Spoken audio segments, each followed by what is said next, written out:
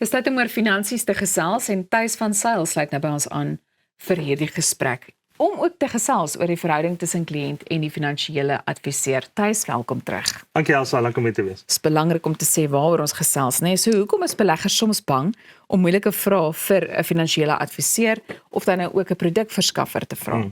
Elsa, ek dink jy baie keer as mense in praktyk gaan kyk as hulle kliënt byvoorbeeld vir jou vra, luister, Thys, ek wil jou nou nie 'n dom vraag vra nie. Jy weet, en dan sluit byvoorbeeld die vraag vir jou vra. Maar ek dink mense moet hom nie self voorgee om byvoorbeeld te sê ek wil jou nie 'n dom vraag vra nie, want jy is geregtig tot die vraag. So as jy 'n moontlike belegger is of 'n potensiële belegger is vir 'n verdiensteverskaffer of 'n finansiële adviseur, vra hom die vraag.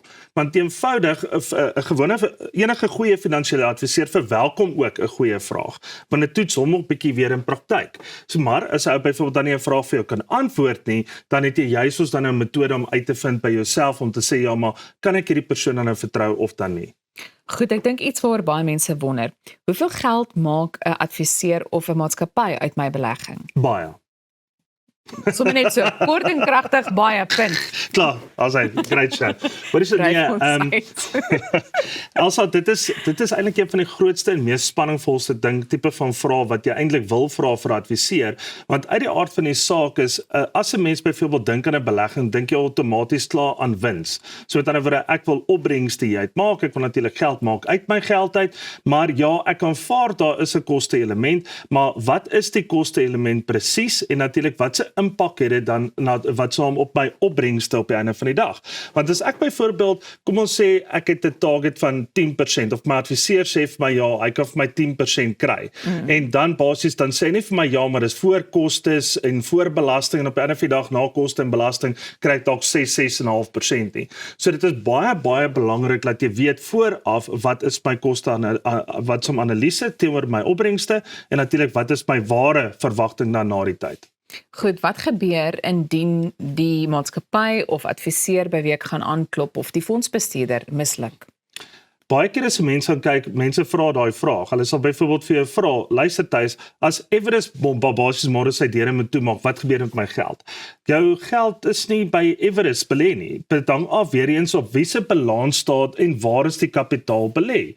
So met ander woorde, as ek vir jou saamgestelde portefeulje saamstel en ek gaan koop vir jou 'n bietjie BHP Billiton, ek gaan koop vir jou 'n bietjie Absa, ek gaan koop vir jou 'n bietjie dit, gaan koop vir jou 'n bietjie dat. So met ander woorde, instrumente waar ek dit koop is vir jou meer belangrik om seker te maak dat jy weet ja, op wie se balans staat lê my belegging daar buite van my seleksie van beleggings as byvoorbeeld die huis waarin ek wat smof deur wat ek belê het. Okay. So dis ook baie belangrik om daai vraag ten alle tye wel te vra aan jou adviseur en natuurlik daai gerusstellendheid ook te kan kry.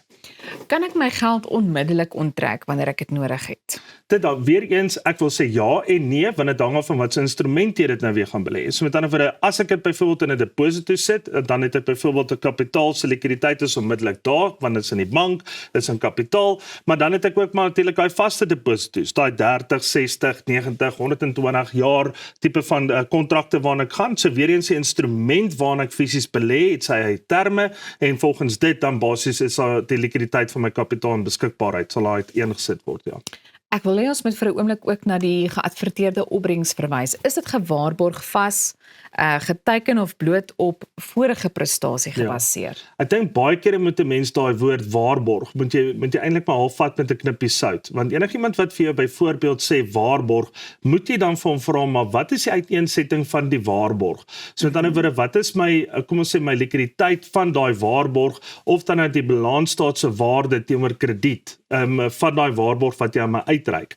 So daai is baie kere baie belangrik en is iemand nie daai vir jou kan gee nie, moet dan nie die woord waarborg enigstens glo nie. En as jy byvoorbeeld kyk jy 'n vaste tipe van opbrengs, ja, jy kan sê byvoorbeeld dis 'n vaste uitkoms tipe van belegging en dan 'n vaste opbrengs, maar 'n vaste opbrengs is nie die verleidende woord van 'n waarborg nie. Okay.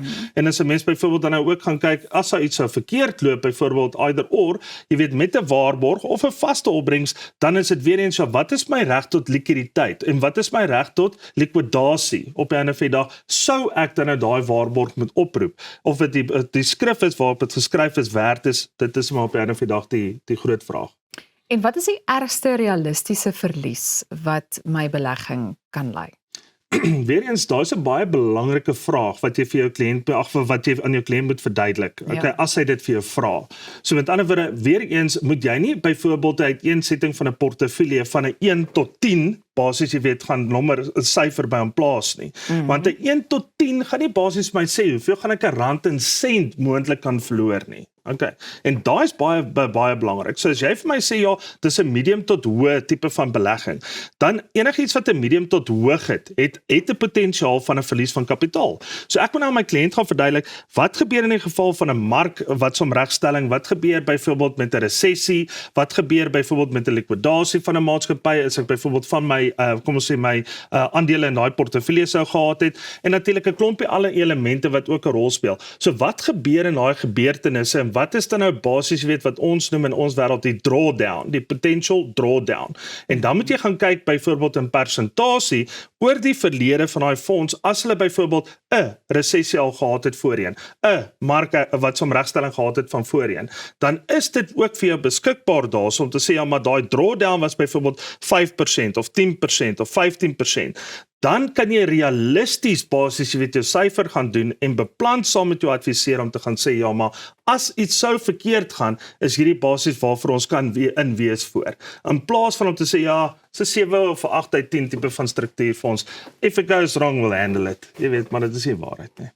Goed, so word die belegging gereguleer en indien wel, onder watter lisensie of wetlike struktuur word dit gedoen? Ja, ek dink ja, baie kere is daar ouens, veral wat skemas het in die mark, wat hulle self beskerm agter daai woord van regulatoriese vereistes is voldoen. Okay, so met ander woorde, hulle is geregistreer byvoorbeeld by die FSCA, maar dan moet 'n mens gaan kyk, ja, maar wat se lisensie het hulle byvoorbeeld? Okay, baie van hierdie lisensies byvoorbeeld net 'n kategorie 1, maar die produk wat hy aan jou verkoop is nie eens op sy lisensie nie. Okay, en baie kere dan dink 'n persoon die produk is outomaties onderhewig aan die lisensie wat byvoorbeeld die adviseur dan bemark, wat nie noodwendig altyd die geval is nie. So weer eens is dit verskriklik belangrik om seker te maak, advies wat ek ontvang, nommer 1, ja, hy is gereguleer, nommer 2, is die produk, basies weet ook gereguleer, onder wat hy byvoorbeeld aan my voorstel. En indien daai twee nie met mekaar ooreenkom nie, hardloop, jy weet, of bel my. Of bel jou, daar sy maak 'n afspraak, nee. Thys, en dit bring my dalk by die volgende vraag, sou jy jou geld of jou familie se geld onder dieselfde voorwaardes belê? Ja, ek dink ja, daar is amper een van die belangrikste vrae, maar weer eens is dit een van daai vrae, as jy hom gaan antwoord, dan kry die belegger half daai gemoedsrus. Okay. So sê die belegger mag jou dalk vra byvoorbeeld, ja, maar belê jy jou ma se geld soos wat jy my geld gaan belê, of jou ouers of jou familielid, of dan sê jy mos altyd sê ja, nee, my ma en my pa se geld is ook by my belê. En dan dadelik dan kry 'n mens daai comfort half, jy weet, maar daai is 'n goeie vraag, maar dit is al 'n verouderde vraag. Okay. Ek sal eerder die vraag so vra om te sê, luister, wys my jou portefeulje. Okay, jy as die kliënt met jou adviseur vra, wys my net 'n bietjie jou portefeulje. Wat het jy gedoen oor die laaste 5 jaar? Jy weet, met jou portefeulje. Of die laaste 10 jaar, selfs hang af hoe oud is jou adviseur. Want as jou eie adviseur nie eers sy eie portefeulje, sy eie geld kan reg bestuur nie, hoe gaan jy, kyk vir my Elsa, hoe gaan jy toelaat dat daai persoon jou geld bestuur? Ja. Maak mos geen sin nie. Verstaan jy wat ek vir jou sê? En daai is eerder die vraag wat jy moet vra. Wat 'n sterk manier om dit af te sluit, Thys, ek hou jou dop. Bly net waar jy is, ons is net hierna terug.